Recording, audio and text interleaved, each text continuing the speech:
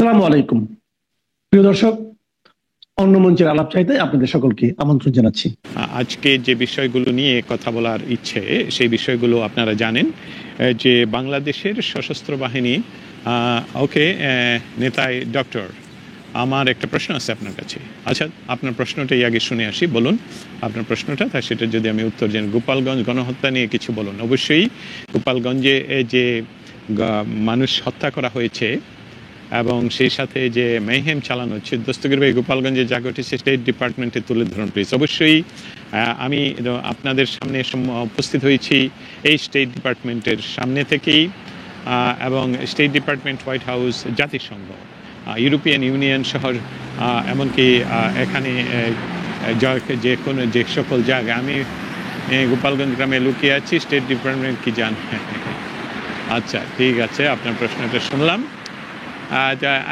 যে বিষয়গুলো হলো যে গোপালগঞ্জ বাংলাদেশের একটি জেলা শহর। বাংলাদেশের সরকার যে ডক্টর ইউনূস মেটিকুলাসলি ডিজাইন করে ক্ষমতা নেওয়ার পর এই সরকারের ছত্রচ্ছায়ায় বা সরাসরি পৃষ্ঠপোষকতায় বাংলাদেশে একটি নতুন পার্টি জন্মগ্রহণ করেছে। আমরা বাংলাদেশে এটা নতুন দেখিনি। বাংলাদেশে বঙ্গবন্ধুকে হত্যা করার পর জিয়াউর রহমান ক্ষমতা দখল করে উনি একইভাবে একটি পার্টি গঠন করেছিলেন। তারপরের ইতিহাস আমরা জানি যে এরশাদ ক্ষমতা দখল করে একটি পার্টি গঠন করেছিলেন। আমরা এই ইতিহাসগুলো বাংলাদেশে আমরা দেখে আসছি। ডক্টর ইউনূস মেটিকুলাসলি ডিজাইন করে এবং বিদেশি টাকায় বিদেশের প্রভুদের কাছে বাংলাদেশকে বিক্রি করবে এই শর্তে উনি ক্ষমতা দখল করেন এবং সেই ক্ষমতায় আসীন হয়ে তিনিও তার নিজের গ্রামীণ ফান্ড, গ্রামীণ ব্যাংকের ফান্ড থেকে, নিজস্ব তহবিল থেকে শুরু করে এই কিছু অর্বাচীন এবং যারা এখনও পড়াশোনায় শেষ করেনি এই ধরনের কিছু ইয়াংদেরকে নিয়ে তিনি একটি পার্টি গঠন করেছেন, যেটাকে সংক্ষেপে এনসিপি বলা হয়। এই এনসিপির বিভিন্ন নামে বিভিন্ন জন বলেন। এই এনসিপি সরকারি পৃষ্ঠপোষকতায় এবং সরকারি প্রোটোকলে, যেটা কোনো গণতান্ত্রিক বাংলাদেশের পৃথিবীর কোনো রাষ্ট্রেই এটা সম্ভব নয়। কারণে কালো দেখেছে, হ্যাঁ, ছায়ার কারণে কালো দেখেছে, কারণ এখানে আমার ঠিক বিপরীতেই সূর্য, আমি একটু পিছনে গেলে দেওয়া কথা, কিন্তু আমার তো এর চেয়ে বেশি আলো করার উপায় নেই। এখানে কথা শুনতে পারলেই হবে। আপনারা আমাকে যারা চিনেন তারা আমাকে দেখতে পাচ্ছেন। তো মৌলিক কথায় ফিরে যাই, ধন্যবাদ আপনার জানানোর জন্যে, যে এই এনসিপি তাদেরকে সময় দেওয়ার জন্যে যে তারা যাতে সাংগঠনিকভাবে একটু প্রকাশ করতে পারে, সেই জন্যে বাংলাদেশের তত্ত্বাবধায়ক সরকার ও সাংবিধানিক সরকার কোনো ক্রমেই নির্বাচনের কথা বলছেন না, নির্বাচনের দিকে যাচ্ছেন না। অথচ বাংলাদেশে তারা নাকি গত 15 বছর কোনো নির্বাচন হয়নি। ধরে নিলাম তাদের এই কথা সত্য এবং তার জন্য নির্বাচনের জন্য এই সরকার এসে এই তো প্রথম বলা উচিত যে ওই দিন নির্বাচন হবে এবং আপনারা নির্বাচনের জন্য রেডি হন, যেটা বাংলাদেশের ইতিহাসে সবচেয়ে সুন্দর নিরপেক্ষ নির্বাচন উপহার দেবে। তাহলে ডক্টর ইউনূস নিশ্চয়ই সকল মানুষের বাহবা পেতেন। কিন্তু বিশ্ব মিডিয়াতে গতকালকের যে ঘটনা, গোপালগঞ্জে এই এনসিপিকে পাঠানো হয়েছে যাতে করে সেখানে একটি গণ্ডগোলের সৃষ্টি করা হয়, এবং সেখানে পাঠানো হয়েছে সরকারি প্রোটোকলে, সরকারের বাহিনীর সামনে পিছনে, সরকারের পুলিশ সামনে পিছনে, এমনকি বাংলাদেশের সশস্ত্র বাহিনীর সাঁজোয়া যান তাদের সামনে পিছনে। তারা সেইভাবে গোপালগঞ্জ গিয়েছে, যদিও তারা পদযাত্রার কথা বলছে সারা দেশে, কিন্তু গোপালগঞ্জে তারা নাম দিয়েছিল কি আপনারা সকলেই জানেন। গোপালগঞ্জে তারা নাম দিয়েছে মার্চ টু গোপালগঞ্জ। আপনারা নিশ্চয়ই মনে আছে 5ই অগাস্টের, আপনারা তারপরে মনে আছে যে 32 নম্বর ভাঙ্গার ঘটনা, এবং সমস্ত কিছুতে যারা তাদেরকে সহযোগিতা করেছে সেটা হলো বর্তমানে বাংলাদেশে যে অরাজনৈতিক সরকার রয়েছে তথা এনসিপির সরকার রয়েছে, সেই সরকারের সার্বিক সহযোগিতায়, সার্বিক পৃষ্ঠপোষকতায়। ঠিক এই বিষয়টি আমি কি এর চেয়ে একটু বেটার দেখা যাচ্ছে এইভাবে মনে হয়। হ্যাঁ, কারণ ওইখানে আপনি বলছেন যে আমাকে একেবারেই অন্ধকার দেখা যাচ্ছে, যার জন্য আমি একটু ঘোরানোর চেষ্টা করলাম। তাহলে দেখি এইভাবে বলা যায় কিনা। তাহলে কি হলো এখন, যে সেখানে সেই এনসিপি সেখানে ডিক্লেয়ার করে গেল যে সেখানে তারা মার্চ টু গোপালগঞ্জ হবে কেন, কি জন্য মার্চ টু গোপালগঞ্জ? যেখানে আপনারা পদযাত্রা করছেন, আপনি অবশ্যই বাংলাদেশের নাগরিক হিসেবে বাংলাদেশের প্রায় সেখানেই আপনারা সরকারের বিদ্যমান আইনের পারমিশন নিয়ে আপনারা বাংলাদেশের সমস্ত মানুষ এবং সমস্ত রাজনৈতিক সংগঠন তাদের বিভিন্ন প্রচারণা তারা চালাতে পারবে, এটাই নিয়ম। কিন্তু আপনারা বলছেন মার্চ টু গোপালগঞ্জ, এবং আপনারা সেখানে উস্কানি দিয়ে আগেই ডিক্লেয়ার করেছেন যে বাংলাদেশের স্থপতি বিশ্বের একজন অতি পরিচিত সকল দেশের সকল মানুষের কাছে বঙ্গবন্ধু শেখ মুজিবুর রহমান, যার নেতৃত্বে বাংলাদেশ স্বাধীন হয়েছে, সেই বঙ্গবন্ধু শেখ মুজিবুর রহমান যেখানে শায়িত, চিরনিদ্রায় শায়িত, সেখানে আপনারা তাকে ঘুরিয়ে দিবেন, মুজিববাদ ঘুরিয়ে দিবেন। এটা তো উস্কানি, এটা তো সন্ত্রাসবাদ।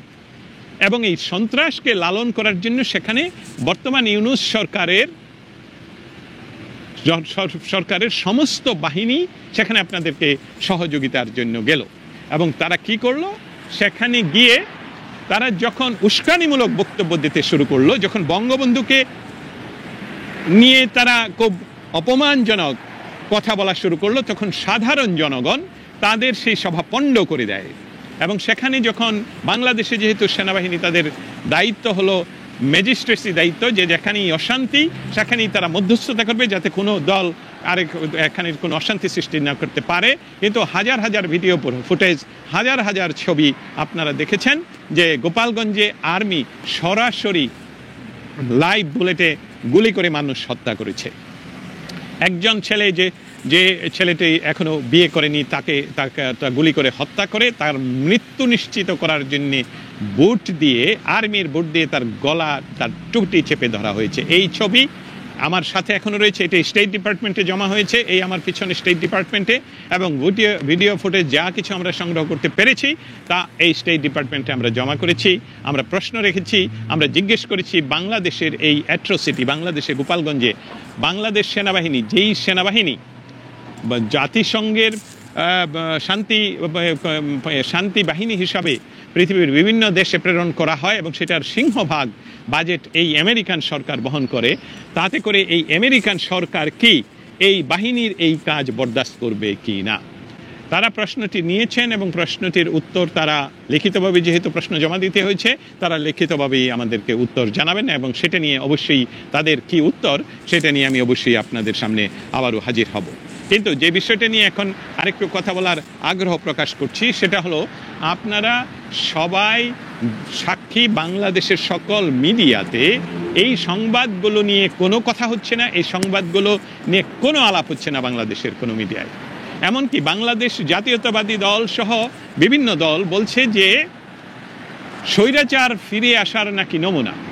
আমি একটি প্রশ্ন আপনাদের মাধ্যমে এই সকল রাজনৈতিক যে দল এখন তারা বাংলাদেশে তাদের অ্যাক্টিভিটিস চালিয়ে যেতে পারছেন, তাদের কাছে এই প্রশ্নটা করা উচিত, যেখানে বাংলাদেশ আর্মি সরাসরি লাইভ বুলেটে বাংলাদেশের জনগণকে হত্যা করছে, সেটার তীব্র নিন্দা জ্ঞাপন না করে আপনারা কিসের রাজনীতি করছেন? এবং বাংলাদেশে যেহেতু এখন সরাসরি একটি রাজনৈতিক দলকে, যে রাজনৈতিক দল এখনো পর্যন্ত নিবন্ধিত নয়, যেই রাজনৈতিক দল এখনো তার কতজন মানুষ তাদের সাপোর্টে আছে সেটার জন্য তারা এখনো পর্যন্ত কোনো নির্বাচনেই অংশগ্রহণ করতে পারেনি, সেই রাজনৈতিক দলের নেতৃবৃন্দকে জনরোষ থেকে বাঁচানোর জন্য বাংলাদেশের মানুষের ট্যাক্সের টাকায় কেনা সাজোয়া যানে ভরে তাদেরকে নিয়ে আসা, সেটা বাংলাদেশ আর্মির জন্য শহরে যাওয়া হয় আর কি, শহরে এই অ্যাম্বুলেন্স যাবে। সেই বাংলাদেশ আর্মি খুবই অন্যায়ভাবে মানুষকে হত্যা করেছে, তার জন্য যেমন বিশ্ব সম্প্রদায়ের কাছে আমরা তুলে ধরেছি এই সকল সংবাদ, ঠিক একই বিষয় যে বাংলাদেশের আর্মি একটি রাজনৈতিক দলের কিছু লিডারকে, যারা ইতিমধ্যে মবের সাথে যুক্ত, যারা ডাকাতির সাথে যুক্ত, যারা পুলিশ হত্যার সাথে যুক্ত, যারা নিজেরা স্বীকার করেছে যে তারা পুলিশ হত্যার সাথে যুক্ত, এই ধরনের মানুষকে গ্রেফতার না করে যারা উস্কানি দিয়ে গোপালগঞ্জে গিয়েছে, যেখানে জানে বা সরকার যে সোশ্যাল মিডিয়াতে এবং সোশ্যাল মিডিয়া এবং গণমাধ্যমে তারা উস্কানি দিয়ে গেছে যে সেখানে তারা ধ্বংস করবে, ভাঙচুর করবে, লুটতরাজ করবে, সেখানে সরকারের পক্ষ থেকে সেখানে আগে প্রিকশন না নিয়ে সেখানে সকল পার্টির যাতে উপস্থিত না হতে পারে সেই ধরনের কিছু ব্যবস্থা না করে সেখানে আর্মি দিয়ে প্রটেক্ট করে মানুষের উপর গুলি করে একটি রাজনৈতিক দলের পক্ষে বাংলাদেশের আর্মি যে অবস্থান নিয়েছে সেই বিষয়টা বাংলাদেশের জনগণের কাছে সুস্পষ্ট, বিশ্ববাসীর কাছে সুস্পষ্ট। এই স্টেট ডিপার্টমেন্টের যুক্তরাষ্ট্রের স্টেট ডিপার্টমেন্টের কাছে এটা তুলে ধরা হয়েছে। অতএব এটা মানবাধিকার হাই কমিশন বলে কার্টুন কোথায়, মানবাধিকার বলতে বিষয়টা হলো যখন এটা তাদের পক্ষে যায় তখন এটা মানবাধিকার, যখন তাদের বিপক্ষে যায় তখন এটা মানবাধিকার নয়। তবে গোপালগঞ্জে যে অ্যাট্রোসিটি, যে গণহত্যা, যে মানুষ হত্যা, এখনো পর্যন্ত বিভিন্ন ভাবে আমরা জানতে পেরেছি 50-এর মতন মানুষকে নাকি হত্যা করা হয়েছে। 9 জনের ছবি সহ নাম আমরা সংগ্রহ করেছি। আর যে সকল মানুষকে 351 জন মানুষকে এখনো খুঁজে পাওয়া যাচ্ছে না, তার উপরে প্রায় 1000 খানেক মানুষকে তারা গ্রেফতার করেছে এবং এখনো চলছে গ্রেফতার। এখনো আপনারা জানেন যে আজকে আবার সরকারি পৃষ্ঠপোষকতায় এই এনসিপি, যেই এনসিপি এখনো পর্যন্ত বাংলাদেশে একটি রেজিস্টার্ড রাজনৈতিক দল নয়, সেই এনসিপিকে বাংলাদেশের আর্মি, বাংলাদেশের পুলিশ এবং বাংলাদেশের ডক্টর ইউনূসের এই অসাংবিধানিক সরকার প্রহরা দিয়ে তারা ফরিদপুরে সভা করেছে এবং তারা এখনো তারা বাংলাদেশকে ধ্বংস করছে, তারা 71কে ধ্বংস করছে, তারা বাংলাদেশের স্বাধীনতার বিরুদ্ধে তারা দাঁড়িয়েছে। অতএব এটা সুস্পষ্ট, গতকাল থেকে এটা সুস্পষ্ট যে বাংলাদেশের যে আর্মি, এটা বাংলাদেশের কোনো রাজনৈতিক সরকারের পক্ষে নয়, বাংলাদেশ 71-এর পক্ষে নয়, অথচ এই আর্মির জন্মসূত্র বাংলাদেশের 71-এর স্বাধীনতা সংগ্রাম। অতএব তারা যে সম্পূর্ণভাবে জামাতিপন্থী, সম্পূর্ণভাবে বাংলাদেশ বিরোধী, এটার প্রমাণ গত 2 দিনে বাংলাদেশ আর্মি দিয়েছে। বাংলাদেশ আর্মি যখন আজকে বলল বা তাদের প্রেস বিজ্ঞপ্তিতে যে তারা জীবন রক্ষার্থে গুলি করেছে, তাহলে যখন জুলাই আগস্টে পুলিশ তার জীবন রক্ষার্থে গুলি করে সেটা অন্যায় হবে কেন? যদি 5 আগস্ট জুলাই মাসের এই ঘটনাগুলোর জন্য যদি বিচার হতে হয়, তাহলে গতকালকে গোপালগঞ্জে এবং গত 11 মাসে বাংলাদেশে যে হত্যা হয়েছে তার প্রতিটির জন্য এই ডক্টর ইউনূস সহ সকলের বিচার বাংলাদেশে হওয়া উচিত। এবং বাংলাদেশের বিচার ব্যবস্থার যে করুণ দশা, বাংলাদেশের গণমাধ্যমের যে করুণ দশা, গণমাধ্যম প্রথম আলো যে হেডিং করেছেন সেটা আমি ধিক্কার জানাই। প্রথম আলো হেডিং করেছেন যে এনসিপির সভায় গন্ডগোল এবং 4 জন নিহত। মনে হচ্ছে এনসিপির সভায়, এটা আলটিমেটলি বলা হচ্ছে যে অন্য একটি রাজনৈতিক দল এনসিপির সভায় আক্রমণ করে এনসিপির 4 জনকে হত্যা করেছে। আপনারা এই ধরনের হলুদ সাংবাদিকতা বন্ধ করতে হবে, না হলে সব কিছুর জন্য সেনা প্রধান দেয়, এটা তুলে দেন। সেনা প্রধান বলতে তো শুধু ওয়াকার সাহেবের কথা কি বলবো, উনি তো জাতীয় বেঈমান হিসাবে নিজেকে প্রতিষ্ঠিত করে ফেলেছেন। কিন্তু আরেকটা বিষয় সম্পূর্ণভাবে এখন প্রমাণিত, সেই বিষয়টা আমি তুলে ধরতে চাই। সেটা হলো যে বাংলাদেশের বর্তমান যে আর্মি, এই আর্মি আওয়ামী লীগকে প্রোটেক্ট করে না, এই আর্মি বিএনপিকে প্রোটেক্ট করে না, জাসদকে প্রোটেক্ট করে না, অন্যান্য কোনো গণতান্ত্রিক দলকে প্রোটেক্ট করে না। তারা যে কাজটা করছে সেটা হলো এনসিপিকে তারা প্রোটেক্ট করছে। এবং এনসিপিকে তারা প্রোটেক্ট করার সরাসরি ভিডিওগুলো আপনারা দেখেছেন যে এনসিপির যে গুন্ডারা, যারা ইতিমধ্যে মবের সাথে যুক্ত, যারা বাংলাদেশের সংবিধানের সাথে সাংঘর্ষিকভাবে তারা অবস্থান করছে, তাদেরকে তাদের আর্মির সাজোয়া জানে তুলে প্রোটেক্ট করছে। এবং দ্যাট ইজ ভেরি ইম্পর্টেন্ট। এইটা আমাদের সকলকে বুঝতে হবে যে বাংলাদেশের এই যে অবস্থা, বাংলাদেশের যে সেনারা আপনাদের এতদিনের প্রশ্নের উত্তর দিতে আমার আসলে খুঁজে পেতে কষ্ট হয়েছিল যে বাংলাদেশে এই 3, 4, 5, 6 জন যে টোকাই, তাদের আসলে ক্ষমতার উৎস কোথায়? এই টোকাইগুলোর ক্ষমতার উৎস একমাত্র বাংলাদেশের আর্মি। কারণ এই আর্মিরা তাদেরকে সরাসরি মবে উৎসাহিত করছে এবং মবে যখন তারা হেরে যাচ্ছে, যেমন আপনারা জানেন ও গাজীপুরে একই ঘটনা ঘটেছে, সেখান থেকে যখন মানুষ প্রতিহত করছে তখন আবার সেনাবাহিনী দিয়ে তা ডেভিল হান্ট করা হয়েছিল। ঠিক গোপালগঞ্জে ডিক্লার করে যা সন্ত্রাস করতে গিয়ে তাদেরকে আবার সেনাবাহিনী উদ্ধার করেছে, আজকে ফরিদপুরে সেনাবাহিনী তাদেরকে প্রোটেক্ট করেছে।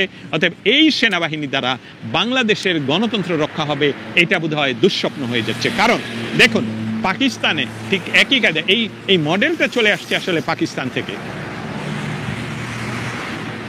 মডেলটা আসছে পাকিস্তান থেকে। কিভাবে? পাকিস্তান জন্মলগ্ন পর থেকেই পাকিস্তানি আর্মি তারা একটি তাদের তল্পিবাহক সরকার বসায়, যেটা 5 বছর আজও পর্যন্ত কোনো পাকিস্তানি সরকার 5 বছর কভার করতে পারেনি।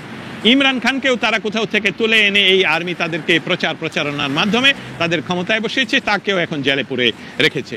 ঠিক একইভাবে এই যে কয়েকটি ছেলেকে দিয়ে ডক্টর ইউনূসের মাধ্যমে এই আর্মি ঠিক একই অবস্থায় বাংলাদেশে একটা নির্বাচনের নামে প্রহসন তৈরি করে তাদেরকে ক্ষমতায় বসে তার পেছনে এই আর্মি থাকবে এবং তারা সেই প্রচেষ্টাই করছে, সেই কাজই তারা করছে। কিন্তু বাংলাদেশের মানুষ ইতিমধ্যে জেগে উঠেছে।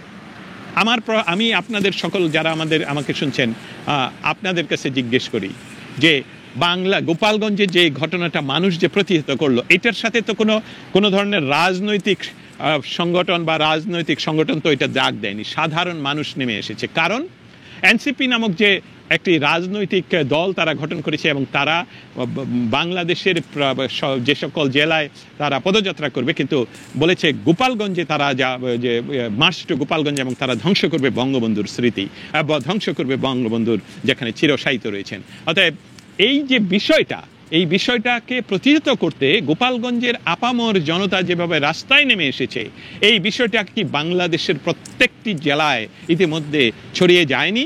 আমার প্রশ্ন আপনাদের কাছে, আমার প্রশ্ন বাংলাদেশের আর্মি যারা আমার কথা শুনছেন, আপনাদের কাছে একটি অনুরোধ, আমার প্রশ্ন থাকবে এই যে আপনারা যেই বেতন পাচ্ছেন, আপনারা বাংলাদেশ সরকারের যে সুবিধা পাচ্ছেন, আপনারা যে শান্তি মিশনে যাচ্ছেন, এই সকলগুলোর জন্য আপনার জনগণের বুকে, সাধারণ মানুষের বুকে গুলি করার আপনাদের কোনো প্রয়োজন নেই। আপনারা এনসিপির এই গুন্ডা বাহিনীদেরকে আপনাদের সাজোয়া জানে তুলে তাদেরকে নিরাপদে নিয়ে যাওয়ার আপনাদের কর্তব্য নয়। তাহলে অন্যান্য যে রাজনৈতিক দলগুলো রয়েছে তাদের প্রতিও আপনাদের একই কাজ করা উচিত, যেটা বাংলাদেশের তথা পৃথিবীর কোনো সেনা কাজ নয়। অতএব আপনারা যারা আমাকে এখন শুনছেন, আর্মির সদস্যগণ অথবা গোয়েন্দারা, তাদের কাছে আমার এই একটি আবেদন যে আপনারা বাংলাদেশের মানুষের উপর আর গুলি চালাবেন না। বাংলাদেশের মানুষকে, তাদের ভবিষ্যৎ সরকারকে তারা কিভাবে নির্বাচিত করবে সেটার আপনারা সহযোগী হন। আপনাদের বিরুদ্ধে আমিও নই, আপনাদের বিরুদ্ধে বাংলাদেশের একটি মানুষও নয়। গোপালগঞ্জে কোনো সহিংসতা ঘটেনি যেটা আর্মির বিরুদ্ধে হয়েছিল। গোপালগঞ্জে সাধারণ মানুষেরা আর্মিকে আক্রমণ করেনি। আমি আবারও চ্যালেঞ্জ করছি, আপনারা যারা আমাকে শুনছেন, আপনারা দয়া করে আমার এই কথাটুকু আজকে ছড়িয়ে দিবেন যে গোপালগঞ্জে হাজার হাজার ভিডিও ফুটেজ ছবি, এবং আমি একটি বিষয় সম্মান জানাতে চাই, যারা জীবন বাজি রেখে, যে সকল ব্যক্তিগণ, যে সকল সাংবাদিকগণ জীবন বাজি রেখে এই ভিডিও ফুটেজ তুলেছেন, যে সকল সাংবাদিকগণ জীবন বাজি রেখে লাইভ করেছেন, যে সকল সাংবাদিকগণ জীবন বাজি রেখে ছবি তুলেছেন এবং বিশ্বব্যাপী ছড়িয়ে দিতে সহযোগিতা করেছেন, তাদের প্রতি আমি সম্মান জানাই যে আমরা বিদেশে থেকে, প্রবাসী থেকে, ওয়াশিংটন ডিসি থেকে আপনাদের যে জীবনকে আপনাদের চ্যালেঞ্জ করে যেভাবে আপনারা বাংলাদেশের জন্য কাজ করে যাচ্ছেন, বাংলাদেশ সেনাবাহিনী যেভাবে জনগণের উপরে গুলিবর্ষণ করেছে এবং সেটার যে ভিডিও ফুটেজ আপনারা তৈরি করেছেন, তার জন্য স্যালুট।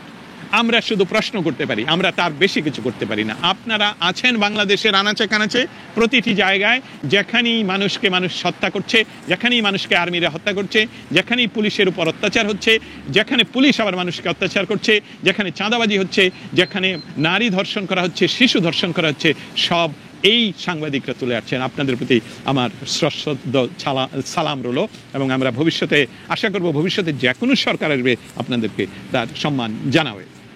বাংলাদেশের আর্মি যে কাজটুকু করলো, এটা আপনাদের জন্য খুবই অসম্মানজনক। এই কাজ বাংলাদেশ আর্মির নয়।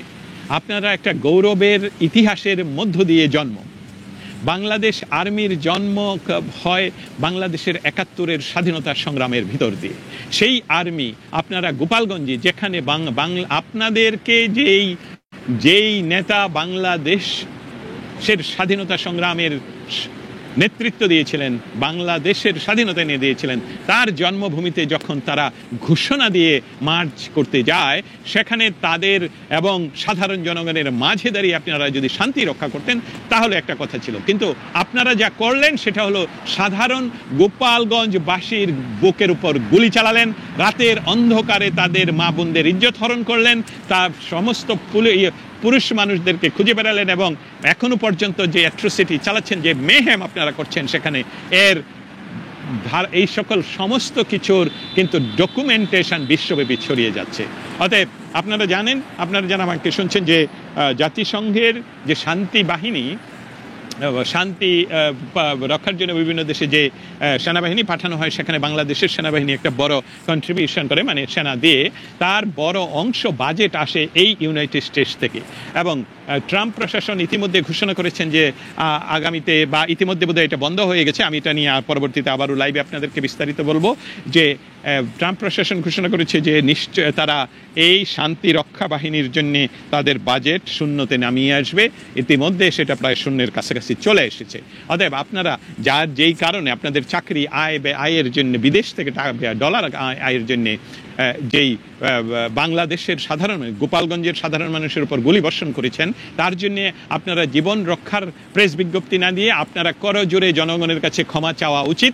না হলে জনগণ আপনাদের যে আগের যে সম্মান ছিল সেই সম্মানের জায়গায় আপনাদেরকে আর ফিরিয়ে নিয়ে যাবে না, এবং এটা আমাদের জন্য যেরকম অসম্মান, আপনাদের জন্য সেরকম অসম্মান। অতএব বাংলাদেশের সেনাবাহিনীর প্রতি, বাংলাদেশের সেনাবাহিনীর প্রধানকে এখন আর কেউ মূল্য দিচ্ছে না। ওয়াকার সাহেব নিজে আর কোনো মূল্য পাচ্ছেন না, কারণ ওয়াকার সাহেব অনেকবারই বলেছেন এনাফ ইজ এনাফ, আর কোনো মব নয়, আর কিছু নয়, ডিসেম্বরের মধ্যে নির্বাচন করে জানুয়ারিতে আমরা ব্যারাকে ফিরে যাব।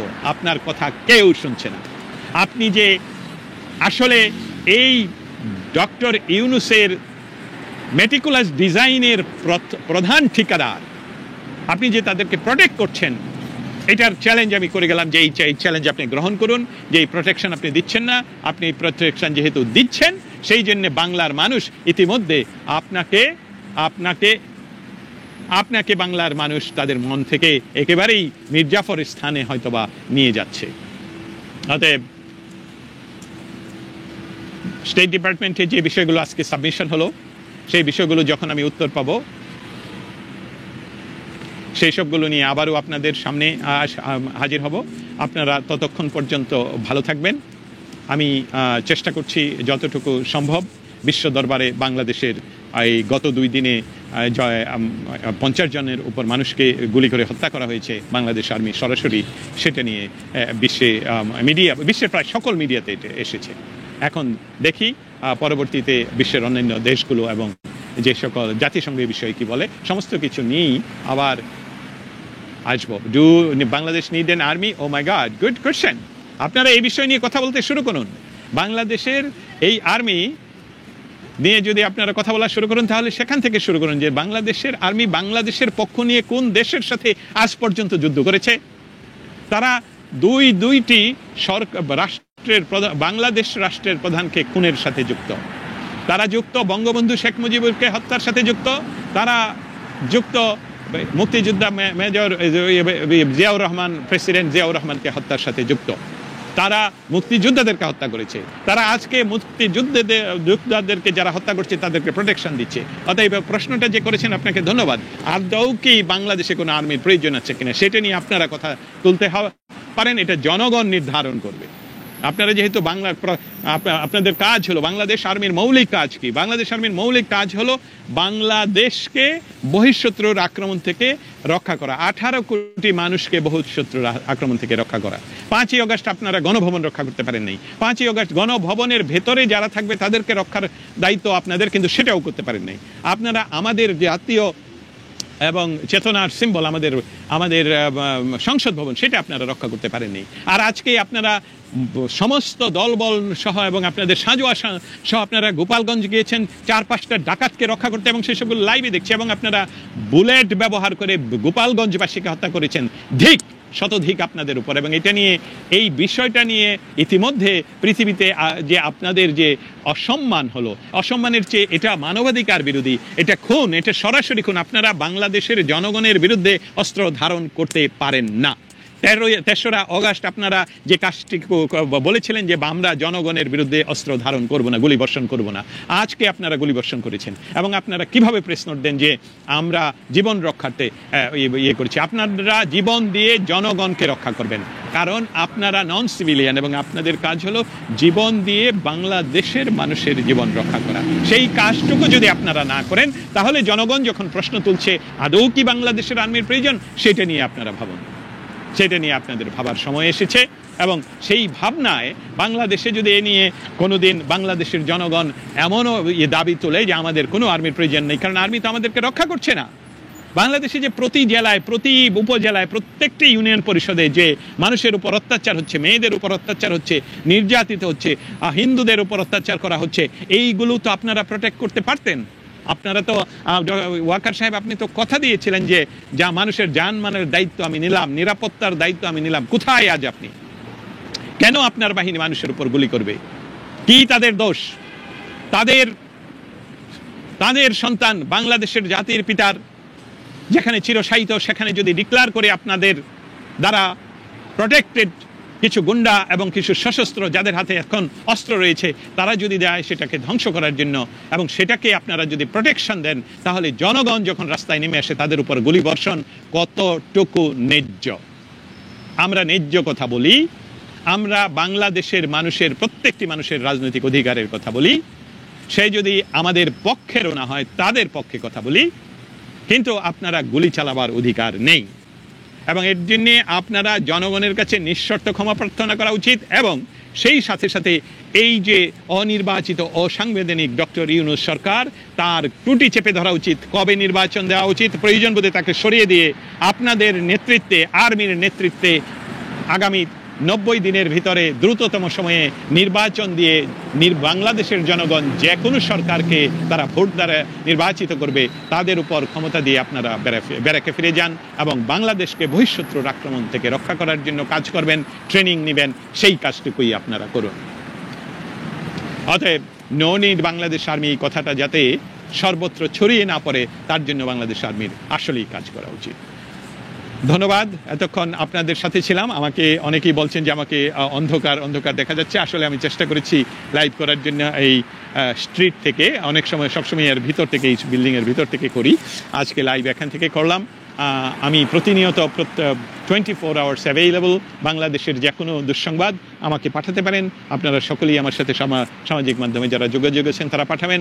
আমাদের www.thevoice.news এই সংবাদ ওয়াশিংটন ডিসি থেকে প্রকাশিত হয় ইংলিশে এবং বাংলায়। সেটাতে আপনারা দেখুন, শেয়ার করুন এবং আমার সাথে সংযুক্ত থাকুন। ততক্ষণ পর্যন্ত আপনাদের যাদের প্রশ্নের উত্তর আমি দিতে পারিনি তাদেরকে পরবর্তীতে দেব। আর যারা এখানে এসে গালিগালাজ করছেন, আপনারা অটোমেটিকই ব্লক হয়ে যাবেন। দেশ আপনার, আপনি আমার সাথে একমত নাও হতে পারেন, আপনাকে আমি শ্রদ্ধা করি, কিন্তু আপনি গালি দেওয়ার অধিকার রাখেন। আমিও আপনাকে গালি দিব না। বাংলাদেশে জয় বাংলার দেশ, বাংলাদেশ বঙ্গবন্ধুর দেশ, বাংলাদেশ 71-এর দেশ, এবং সেখানে সেইটার উপর ভিত্তি করেই বাংলাদেশ আবারও বাংলাদেশ হয়ে উঠবে। ততক্ষণ পর্যন্ত আমি Dastagir Jahangir, State Department, Washington DC থেকে।